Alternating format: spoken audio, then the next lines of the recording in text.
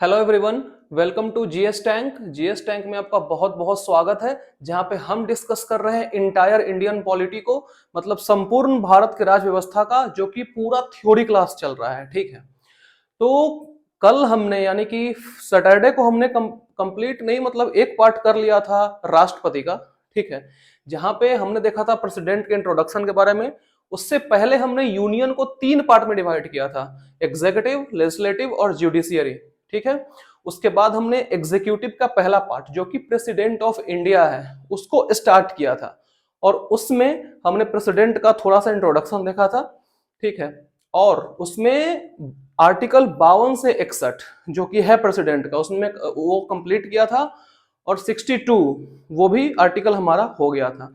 ठीक है, तो आज हम देखेंगे कि कौन कौन से प्रेसिडेंट रहे हैं भारत में, और जो क्या क्या प्रेसिडेंट के पावर्स हैं, मतलब राष्ट्रपति की क्या क्या शक्तियां हैं, उसके बारे में आज हम चर्चा करेंगे, और कौन कौन प्रेसिडेंट रह चुके हैं अभी तक भारत में।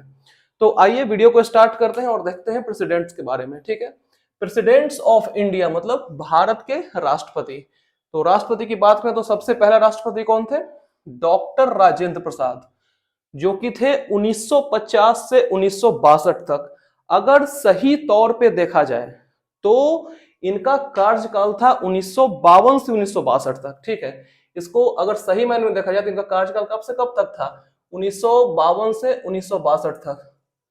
अब आप कहेंगे कि ये 1950 में फिर और 1951 में कौन था? तो बात कुछ ऐसा है कि थे तो राजेंद्र प्रसाद ही, लेकिन उसमें एक पॉइंट ये है कि जो 50 से 52 तक का जो टाइम पीरियड था, उसमें संविधान सभा द्वारा जो nominated member as a president चुने गए थे, वो थे डॉक्टर राजेंद्र प्रसाद। लेकिन इंडिया में प्रेसिडेंट का जो पहला इलेक्शन हुआ है, ठीक है, प्रेसिडेंट का जो पहला इलेक्शन हुआ है वो 1952 में हुआ है। ठीक है, इसीलिए माना जाता है कि जो राजेंद्र प्रसाद थे वो उनका टाइम पीरियड है 1952 से 1962 तक का। क्लियर है पॉइंट्स? और एक चीज और कि डॉक्टर राजेंद्र प्रसाद एकमात्र ऐसे प्रेसिडेंट रहे हैं जो कि री इलेक्ट हुए हैं, मतलब कि दोबारा निर्वाचित हुए हैं प्रेसिडेंट पोस्ट के लिए। ठीक है, दूसरा आते हैं डॉक्टर सर्वपल्ली राधाकृष्णन, जिनका टाइम पीरियड है 1962 से 1967 तक। ठीक है, अब इसके पहले यानी कि 1952 से 1962 तक डॉक्टर सर्वपल्ली राधाकृष्णन भारत के उपराष्ट्रपति रह चुके थे। ठीक है, और ये देश के पहले उपराष्ट्रपति भी रहे हैं।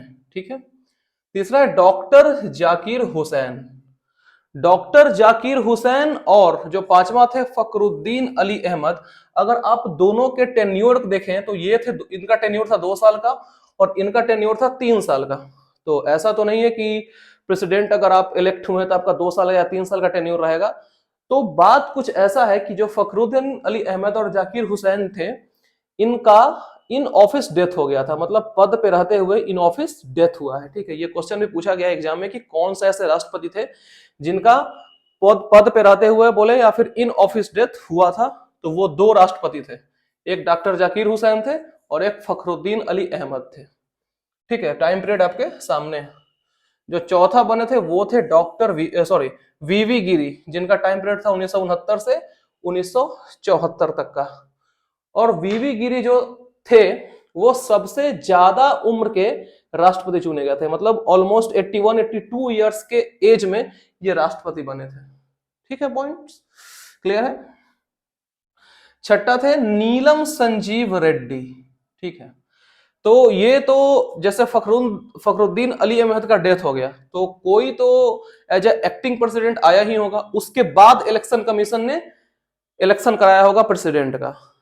तो उसमें जो नीलम संजीव रेड्डी थे, जो मतलब जो प्रॉपर प्रेसिडेंट के जो इलेक्शन लड़े थे, ये एकमात्र ऐसे प्रेसिडेंट थे जो कि अनअपोज्ड चुने गए थे, मतलब बिना कोई अपोजिशन के ये चुने गए थे। ये देश के एकमात्र ऐसे प्रेसिडेंट थे। और जो री इलेक्शन की बात हो रही थी, तो राजेंद्र प्रसाद के बाद ये ऐसे प्रेसिडेंट थे जो दोबारा जिन्होंने इलेक्शन लड़ा, भले ही वो बने नहीं दोबारा राष्ट्रपति, लेकिन दोबारा इलेक्शन इन्होंने लड़ा था। ठीक है, क्लियर है छठा।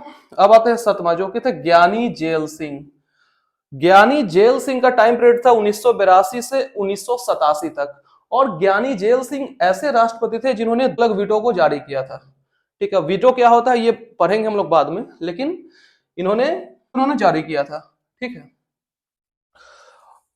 अगला है आर वेंकट रमन, जो कि 1987 से 1992 तक भारत के राष्ट्रपति रहे हैं।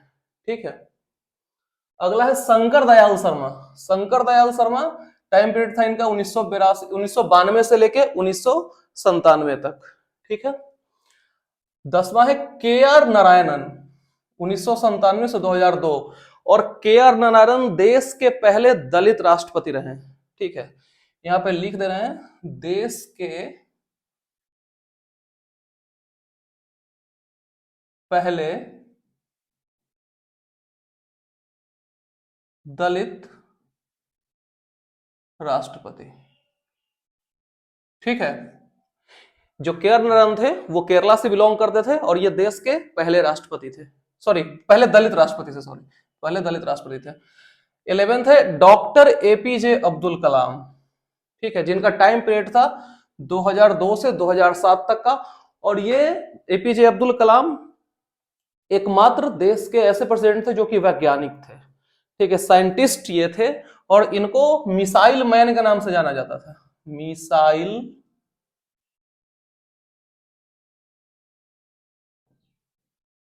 मैन।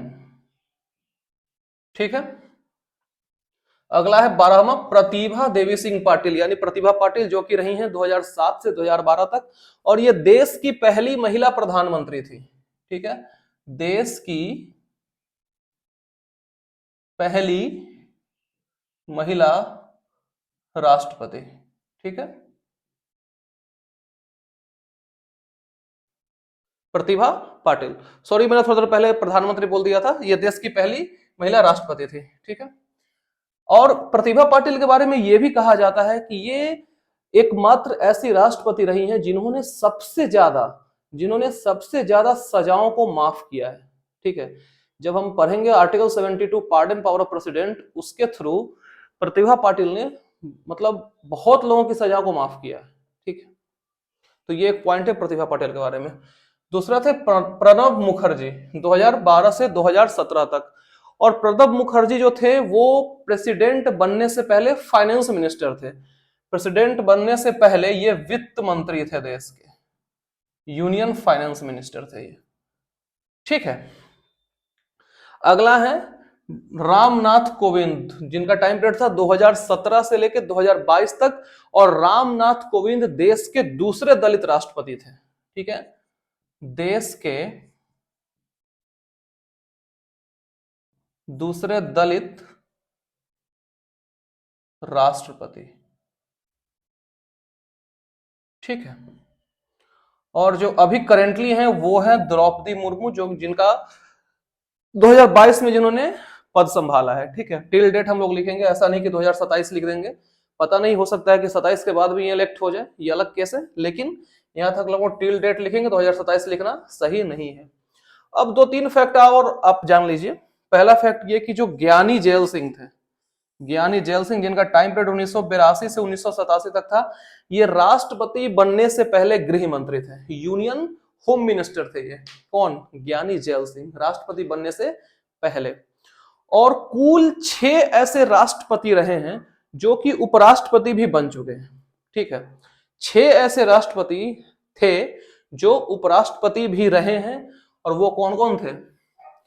एक थे सर्वपल्ली राधाकृष्णन, एक थे doctor Zakir Hussain, V V Giri, R Venkataraman, Shankar Dayal Sharma और के आर नारायणन। ये 6 ऐसे राष्ट्रपति थे जो उपराष्ट्रपति का पद भी संभाल चुके हैं। ठीक है, तो ये मैंने कुछ इंपॉर्टेंट बात आपको बता दिए हैं प्रेसिडेंट्स के बारे में, जो जो मतलब मेन पॉइंट्स, हाईलाइटेड पॉइंट्स थे, ये सब मतलब मैंने आपको बता दिया है। ठीक है, तो आप इसको नोट डाउन या स्क्रीनशॉट एक बार इसका ले लीजिए। इसके बाद हम लोग बात करेंगे पावर्स ऑफ प्रेसिडेंट के बारे में, क्या क्या शक्तियां हैं राष्ट्रपति के पास, उसका चर्चा करेंगे। तो इसको एक बार स्क्रीनशॉट ले लीजिए इसका।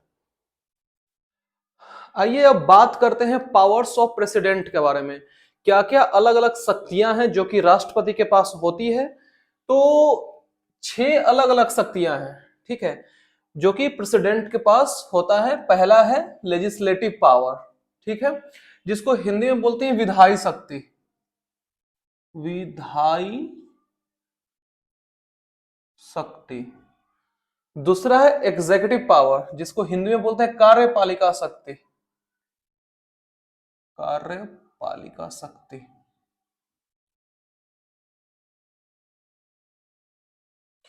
तीसरा है जुडिशियल पावर, जिसको हिंदी में बोलते हैं न्यायिक शक्ति।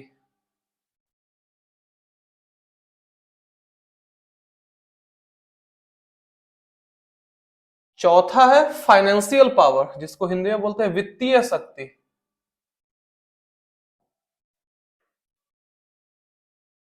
पांचवा है मिलिट्री पावर, जिसको हिंदी में बोलते हैं सैन्य शक्ति। और आखिरी है इमरजेंसी पावर, जिसको बोलते हैं आपातकाल शक्ति।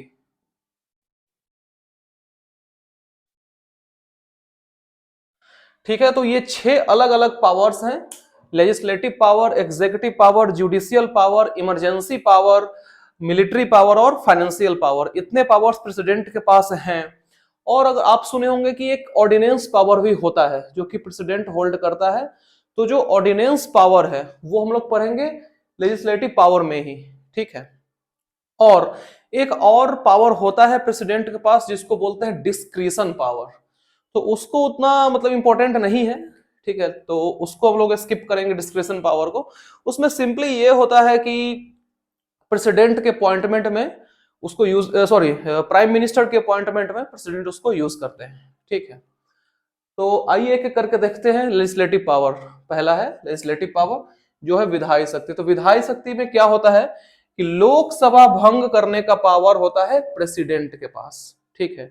मतलब लोकसभा चल रहा हो और उसको भंग करना है, तो ये पावर होल्ड करते हैं प्रेसिडेंट की लोकसभा को भंग किया जा सकता है 5 साल या उससे पहले, 5 साल या उससे पहले। किसके सलाह पे? प्राइम मिनिस्टर के सलाह पे। मतलब पीएम एडवाइस करेंगे प्रेसिडेंट को, और जो प्रेसिडेंट है वो लोकसभा को भंग या डिसॉल्व कर सकते हैं। किस आर्टिकल के तहत? अगर यहीं पे अगर आर्टिकल की बात किया जाए तो ये होता है आर्टिकल 85। आर्टिकल 85 के तहत ये भंग किया जा सकता है। अगला है आम चुनाव के बाद संसद का उद्घाटन संबोधन के साथ। कहने का मतलब है कोई भी जनरल इलेक्शन हुआ, ठीक है, या उद्घाटन, मतलब ये नहीं कि नया सांसद बना तो उद्घाटन की बात हो रहा है। उद्घाटन का मतलब नया सत्र का जो शुरुआत होता है उसकी बात हो रही है, मतलब उस कंटेक्स्ट में उद्घाटन की बात हो रही है, ठीक है।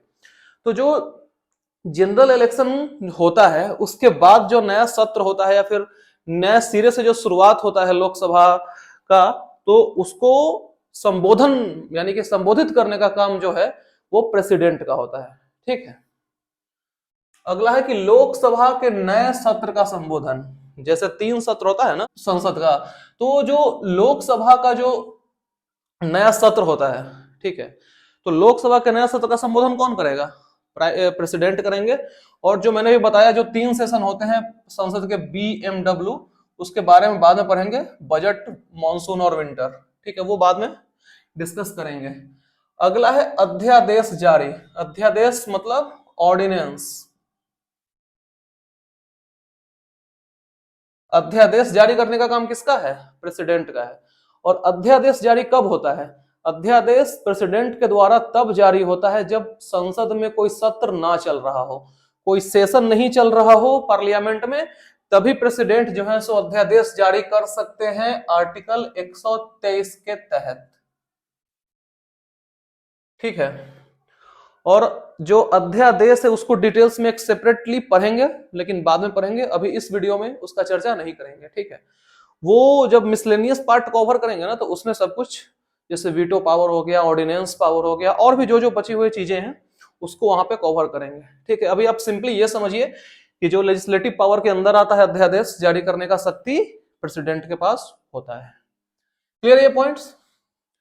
अगला है संयुक्त अधिवेशन बुलाना। संयुक्त अधिवेशन कहने का मतलब है joint sitting. Joint sitting of parliament की बात हो रही है।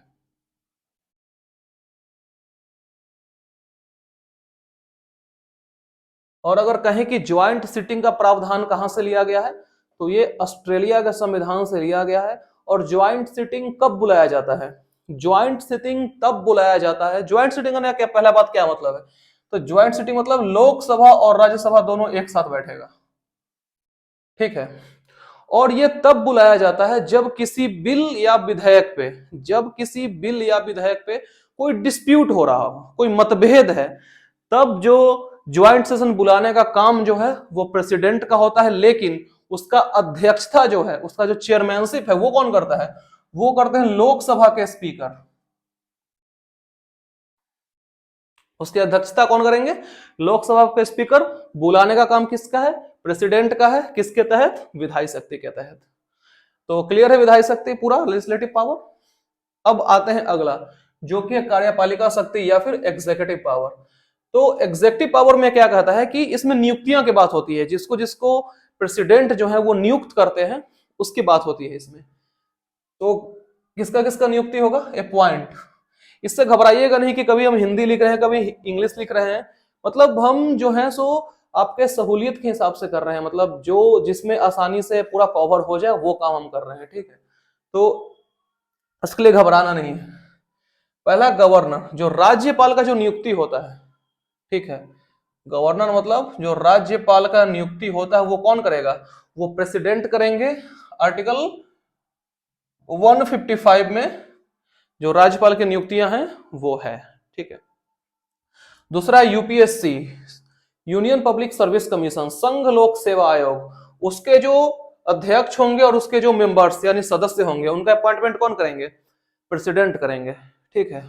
और अगर इसके आर्टिकल की बात किया जाए तो किसमें है? आर्टिकल 315 से 323 तक, ठीक है।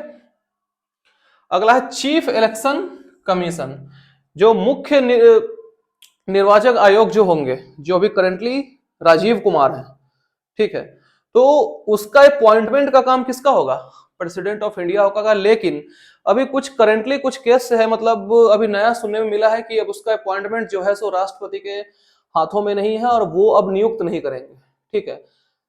लेकिन संविधान ये मानता है कि जो नियुक्ति होगा चीफ इलेक्शन कमीशन का वो प्रेसिडेंट करेंगे। तो अभी फिलहाल हम लोग यहीं पे पढ़ेंगे, ठीक है। और अगर इलेक्शन कमीशन की बात की तो वो आर्टिकल को किसमें है? 323 से 329 में, ठीक है। ये खैर 322 तक ही है, तो ये किस में आ जाएगा? 323 से सॉरी ये 323 तक है, ये 324 से 329 तक आ जाएगा। क्लियर है ये पॉइंट्स? अब है सीएजी, मतलब comptroller and auditor general of India, ठीक है। तो इसका अपॉइंटमेंट कौन करेंगे? राष्ट्रपति करेंगे। ये किस आर्टिकल में आते हैं? ये आते हैं आर्टिकल 148 से लेके 151 में, ठीक है। ये आर्टिकल 148 से लेके और 151 में लाई करते हैं। अगला है attorney general of India. Attorney general का हम लोग सेपरेट टॉपिक भी पढ़ेंगे, जो आर्टिकल 76 में आता है, आर्टिकल 76, जिसको हिंदी में महान्यायवादी कहते हैं, जो कि देश का पहला लॉ ऑफिसर होता है, ठीक है। तो इसके अपॉइंटमेंट भी कौन करेगा? प्रेसिडेंट करेंगे। अगला है एडमिनिस्ट्रेटर और लेफ्टिनेंट गवर्नर। कहने का मतलब है जो एडमिनिस्ट्रेटर या फिर जो उपराज्यपाल जिसको बोलते हैं वो होता है, वो कहां पे होता है? वो यूनियन टेरिटरीज में होता है, फॉर यूटीज। जो केंद्र शासित प्रदेश होते हैं वहां पे राज्यपाल नहीं होता है, वहां पे उपराज्यपाल होता है या फिर एडमिनिस्ट्रेटर होता है। तो उसकी भी नियुक्ति करने का काम किसका है? प्रेसिडेंट का ही है। अगला है हाई कमिश्नर और एम्बेसडर। हाई कमिश्नर मतलब उच्चायुक्त और एम्बेसडर कहने का मतलब है राजदूत। तो ये दोनों का जो अपॉइंट होता तो खैर ऑलमोस्ट एक ही पोस्ट है, लेकिन इसके अपॉइंटमेंट का काम राष्ट्रपति का है। और अगर बोला जाए कि दोनों में डिफरेंस क्या है, मतलब दोनों नाम अलग अलग क्यों है, तो सिंपली आप ये समझिए कि जो देश अंग्रेज का गुलाम रह गया है, रह चुका है, उसमें हाई कमिश्नर का अपॉइंटमेंट होता है। और जो देश अंग्रेज का गुलाम नहीं रहा है वहां पे एम्बेसडर का अपॉइंटमेंट होता है, ठीक है। क्लियर है पॉइंट्स? अगला है national commission for SC ST OBC, मतलब जो अनुसूचित जाति, अनुसूचित जनजाति और अदर जो पिछले वर्ग के जो क्लास कम्युनिटी है, उसके लिए एक नेशनल कमीशन यानी कि राष्ट्रीय आयोग का गठन किया गया है और इसका जो अध्यक्ष होंगे, ठीक है, उसका अध्यक्ष हो गया, फिर मेंबर्स इसके बोले, तो इसके अपॉइंटमेंट कौन करेंगे? प्रेसिडेंट करेंगे। पॉइंट क्लियर है इतना? तो ये हो गया हमारा दो पावर्स, एक लेजिस्लेटिव पावर और एक एग्जीक्यूटिव पावर। इसको नोट डाउन या स्क्रीनशॉट ले लीजिए। फिर आता है तीसरा पे, जो कि है जुडिशियल पावर। अब बात करते हैं तीसरा पावर, जो कि राष्ट्रपति का तीसरा पावर है, जुडिशियल पावर, यानी कि न्यायिक शक्ति। ठीक है, इसके थ्रू राष्ट्रपति क्या करते हैं? अपॉइंटमेंट ऑफ सीजेआई एंड जजेज of Supreme Court. Supreme Court में जो मुख्य न्यायाधीश हो गए, CJI, chief justice of India, और जो अन्य जजेस हैं, उनका नियुक्ति कौन करता है? प्रेसिडेंट ऑफ इंडिया करता है। और अभी करंट सीजेआई कौन है? डीवाई चंद्रचूड़। ठीक है, इसके रिलेटेड, यानी कि सुप्रीम कोर्ट के जज के अपॉइंटमेंट से रिलेटेड एक संविधान संशोधन अधिनियम भी होता है। थोड़ा सा ट्रैक से हट के जा रहे हैं। एक संविधान संशोधन अधिनियम भी हुआ था, जो कि था 99th CAA, constitutional amendment act 2014 में हुआ था ये। ठीक है, जिसका नाम था एनजैक।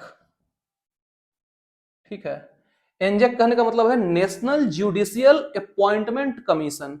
ये लाया गया था 2014 में, और किस लिए लाया गया था? ये लाया गया था सुप्रीम कोर्ट में जजों की नियुक्तियां के लिए। ठीक है, और इसको आगे चल के 2017 में एबॉलिश कर दिया गया था, हटा दिया गया था। ठीक है, लाया गया था 2014 में और हटाया गया था इसको 2017 में। और सबसे बड़ा फैक्ट की बात यह है कि ये एकमात्र ऐसा संविधान संशोधन अधिनियम रहा है संविधान का, जो कि लाया भी गया है और हटाया भी गया है। बाकी कोई भी अधिनियम जो आए हैं संविधान संशोधन से रिलेटेड, वो हटाए नहीं गए हैं, लेकिन ये एकमात्र ऐसा था जो कि हटाया भी गया है। ठीक है, तो हमारा हो गया यहां तक सीजेआई का अपॉइंटमेंट और जजेस का अपॉइंटमेंट, जिसमें कि अभी एक सीजेआई है, वो तो रहेंगे ही, और 33 अन्य जज हैं अभी सुप्रीम कोर्ट में। ठीक है, अगला है appointment of chief justice and जजेज ऑफ हाई कोर्ट।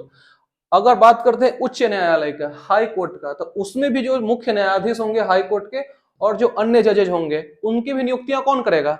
राष्ट्रपति करेंगे। ठीक है, अगला है पार्डन पावर, यानी कि राष्ट्रपति का क्षमादान शक्ति। राष्ट्रपति का क्षमादान शक्ति, अगर बात करें पार्डन पावर की, तो ये आता है आर्टिकल 72 के तहत। ठीक है, इसमें क्या होता है कि आपने सुना होगा, या फिर बता भी देते हैं आपको, कि राष्ट्रपति को फांसी की सजा माफ करने का शक्ति दिया गया है। मतलब देश में एकमात्र राष्ट्रपति ही हैं ऐसे जो फांसी की सजा को माफ कर सकते हैं। ठीक है, मतलब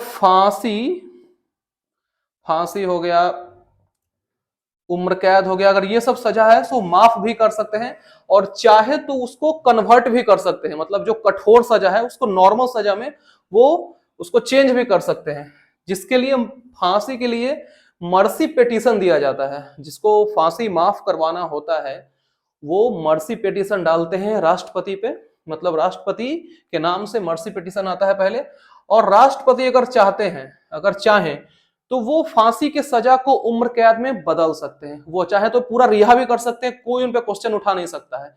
लेकिन वो जनरली आज तक ऐसा नहीं हुआ है कि पूरा कंप्लीट छोड़ दिया गया है, उसको उम्र कैद में तब्दील कर दिया गया है, चेंज कर दिया गया है।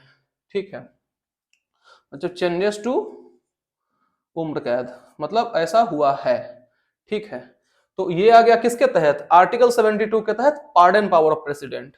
अगला बात करते हैं फाइनेंशियल पावर ऑफ प्रेसिडेंट, जिसको बोलते हैं वित्तीय शक्ति। वित्तीय शक्ति, इसमें क्या होता है कि पहले मनी बिल आता है इसमें। ठीक है, मतलब अगर मनी बिल आया, मनी बिल कौन से आर्टिकल में है? आर्टिकल 110 धन विधेयक। जैसे मनी बिल आया संसद में, तो मनी बिल लाता कौन है? Finance minister. जो यूनियन फाइनेंस मिनिस्टर है वो मनी बिल लाएंगे। और मनी बिल सबसे पहले किस हाउस में आता है? वो आता है लोकसभा में, सबसे पहले आएगा, ये फिक्स है। मतलब अगर कहीं क्वेश्चन पूछा जाए कि मनी बिल सबसे पहले कहां आता है, तो मनी बिल सबसे पहले लोकसभा में ही आता है। लोकसभा के पास होने के बाद वो जाता है राज्यसभा में।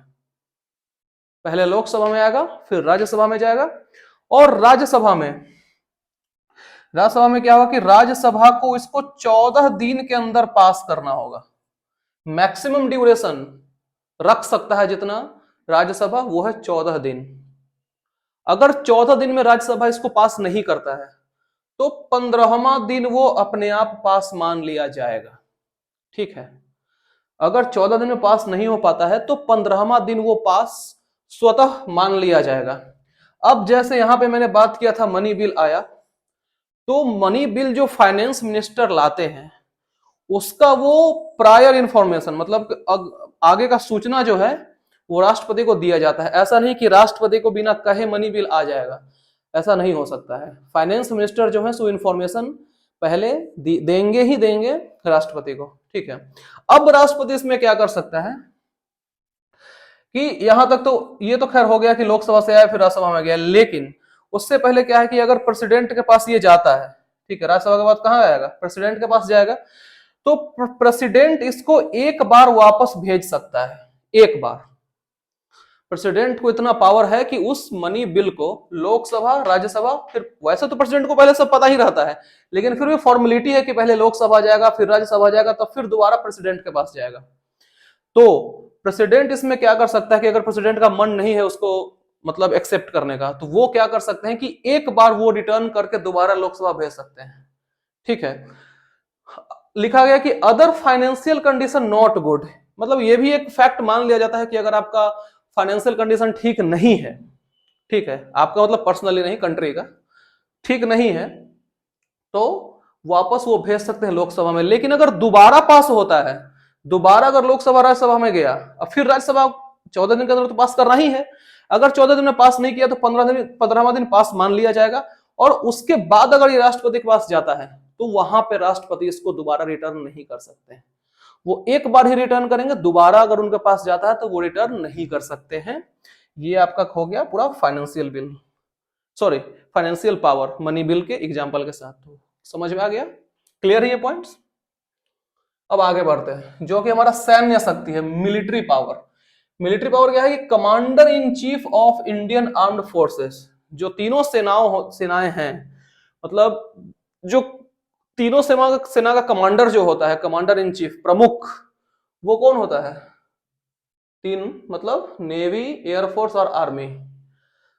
थल सेना, जल सेना, वायु सेना, ये तीनों का प्रमुख कौन होता है? राष्ट्रपति। और जो इन तीनों का जो अपॉइंटमेंट, चीफ का जो अपॉइंटमेंट होता है, वो काम कौन करता है? उनके अपॉइंटमेंट का काम वो राष्ट्रपति ही करते हैं। ठीक है, राष्ट्रपति होगा कमांडर इन चीफ, और ये तीनों का जो अपॉइंटमेंट का, चीफ के अपॉइंटमेंट का काम है, वो कौन करता है? राष्ट्रपति करेंगे, जिसमें सीडीएस का अपॉइंटमेंट भी है। सीडीएस मतलब chief of defence staff, chief of defence staff, इसका अपॉइंटमेंट कौन करेंगे? राष्ट्रपति करेंगे। और अभी करेंटली कौन है सीडीएस? करेंटली है लेफ्टिनेंट अनिल चौहान। इसके पहले कौन थे? बिपिन रावत, जिनकी हेलीकॉप्टर क्रैश में मौत हो गई। ठीक है, तो यहां तक हो गया हमारा क्या, मिलिट्री पावर। ठीक है, अब अगला आता है इमरजेंसी पावर में। ठीक है, इमरजेंसी पावर मतलब आपातकाल शक्ति, आपातकाल शक्ति। अब बात करें अगर इमरजेंसी पावर की, तो वो तीन तरह का इमरजेंसी होता है। कौन कौन? National emergency, national emergency, constitutional emergency, constitutional emergency, या फिर इसको बोल सकते हैं presidential rule, president rule, presidential rule, कुछ भी बोल सकते हैं। और तीसरा होता है फाइनेंशियल इमरजेंसी, वित्तीय आपातकाल। राष्ट्रीय आपातकाल, संवैधानिक आपातकाल और वित्तीय आपातकाल, ये तीन तरह का इमरजेंसी है। और हमने ये भी पहले बता रखा कि ये तीनों कहां से लिया गया है, भारत शासन अधिनियम 1935 से ये लिया गया है। ठीक है, जो नेशनल इमरजेंसी है वो आता है आर्टिकल 352 में, जो कॉन्स्टिट्यूशनल इमरजेंसी या फिर प्रेसिडेंशियल रूल है ये आता है आर्टिकल 356 में, और जो फाइनेंशियल इमरजेंसी है वो आता है आर्टिकल 360। ठीक है, तो अगर इमरजेंसी लागू करना है, पहला बात करते हैं नेशनल इमरजेंसी के, अगर राष्ट्रीय आपात का लागू करना है देश में, तो राष्ट्रपति जो है सो प्राइम मिनिस्टर और मंत्रिमंडल इनके सलाह पे ये देश में राष्ट्रीय आपातकाल लागू कर सकते हैं। ठीक है, और ऐसा आज तक देश में 3 बार हुआ है कि राष्ट्रीय आपातकाल लगा है, 1962, 1971, 1975। ये 3 बार आज तक इमरजेंसी इंपोज किया गया है, नेशनल इमरजेंसी कंट्री में। ठीक है, ठीक है। दूसरा है प्रेसिडेंशियल रूल, यानी कि प्रेसिडेंट रूल, प्रेसिडेंशियल रूल या फिर उसको कॉन्स्टिट्यूशनल इमरजेंसी भी बोलते हैं, जिसको राष्ट्रपति शासन हिंदी में बोलते हैं। ठीक है, तो राष्ट्रपति को अगर राष्ट्रपति शासन लगाना है तो इसके लिए वो राज्यपाल को इन्फॉर्म करते हैं। ठीक है, और इसमें भी पीएम और मंत्रिमंडल के सलाह पे ही करते हैं। ठीक है, राज्यपाल को इन्फॉर्म करेंगे और मंत्रिमंडल और प्राइम मिनिस्टर से सलाह लेंगे इसको इंपोज करने के लिए। और फाइनेंशियल इमरजेंसी को भी अगर इंपोज करना है, जो कि आज तक देश में एक बार भी ना लगा है, और ना ही लगे तो बहुत बेटर है। ठीक है, क्योंकि लग गया तो फिर तबाही हो जाएगा। तो फाइनेंशियल इमरजेंसी लगाने के लिए भी राष्ट्रपति को मंत्रिमंडल और प्रधानमंत्री के सलाह लेना पड़ता है। ठीक है, वैसे एक बार 1991-92 के आसपास ऐसा स्थिति जनरेट हुआ था कि देश में फाइनेंशियल इमरजेंसी लग सकता था, और वो ऐसा समय था जब इंडिया के पास मात्र 15 दिन का पैसा बचा हुआ था, मात्र 15 दिन का। ठीक है, उस केस में क्या था कि पीवी नरसिम्हा राव उस समय प्रधानमंत्री थे। ठीक है, राजीव गांधी 91 में मरे थे और उसके बाद पीवी नरसिम्हा राव प्रधानमंत्री बने थे इंडिया के, और उस समय जो फाइनेंस मिनिस्टर थे यानी वित्त मंत्री थे वो थे डॉक्टर मनमोहन सिंह। और मनमोहन सिंह को पीवी नरसिम्हा राव ने ये कहा था कि आप जितना चाहिए उतना पावर ले लीजिए, लेकिन किसी तरह से इंडिया को बचा लीजिए। ठीक है, तो मनमोहन सिंह खैर लेजेंड आदमी, वो इतना पढ़े लिखे इंसान थे कि वो इस कदर बचाए देश को कि आप देख सकते हैं। ठीक है, तो ये बात हो गई किसका, फाइनेंशियल इमरजेंसी का। तो ये तीनों को इंपोज करने का काम किसका है, राष्ट्रपति का है, अंडर इमरजेंसी पावर। तो क्लियर है पूरा इमरजेंसी, 3 उधर हो गया था और 3 इधर, जुडिशियल, फाइनेंशियल और मिलिट्री। नो सॉरी, उधर 2 हुआ था, लेजिस्लेटिव और एग्जीक्यूटिव, और यहाँ हो गया जुडिशियल, फाइनेंशियल, मिलिट्री और इमरजेंसी। मिलिट्री में क्या होगा कि चीफ के अपॉइंटमेंट का काम कौन करेगा, राष्ट्रपति करेगा, और राष्ट्रपति कमांडर इन चीफ होगा। इसमें क्या होगा कि इमरजेंसी इंपोज करने का काम राष्ट्रपति का होगा। इसमें क्या है कि जजों की नियुक्तियां होगी, जो चीफ जस्टिस हो गए उनके, सॉरी जज हो गए, उनका नियुक्ति का काम कौन करेगा, राष्ट्रपति करेंगे। और फाइनेंशियल में बिल पास के लिए इनका सिग्नेचर चाहिए। ठीक है, सिग्नेचर क्या मतलब, लास्ट में जो है सो इन्हीं की सहमति लगती है। ठीक है, तो इस तरीके से हमारा पूरा कंप्लीट हो गया है राष्ट्रपति टॉपिक। ठीक है, और जो बचता है इसमें वीटो पावर और ऑर्डिनेंस का एक्सप्लेनेशन, वो उतना इंपॉर्टेंट नहीं है, मतलब इन डेप्थ पढ़ना उतना इंपॉर्टेंट नहीं है वीटो और ऑर्डिनेंस को, लेकिन फिर भी हम ट्राई करेंगे कि अभी नहीं, कल नहीं, मतलब बाद में उस पर वीडियो एक बना दें, दोनों पे एक ही दिन कवर कर देंगे, वीटो पावर और ऑर्डिनेंस पावर। लेकिन फिलहाल कल हम लोग स्टार्ट करेंगे वाइस प्रेसिडेंट ऑफ इंडिया। ठीक है, प्रेसिडेंट कंप्लीट हो गया और कल स्टार्ट करेंगे वाइस प्रेसिडेंट ऑफ इंडिया, जो उपराष्ट्रपति हैं उनके बारे में पढ़ेंगे। ठीक है, तो आपको आज का वीडियो कैसा लगा ये मुझे कमेंट सेक्शन में आप जरूर बताइए। ठीक है, और अगर आपने अभी तक इस वीडियो को लाइक नहीं किया है, शेयर नहीं किया है और चैनल को सब्सक्राइब नहीं किया है, तो लाइक भी कर दीजिए, शेयर भी कर दीजिए और चैनल को सब्सक्राइब भी कर दीजिए, और बेल आइकन दबाना मत भूलिएगा। ठीक है, फिर आपसे मिलते हैं कल, तब तक के लिए बाय बाय, टेक केयर।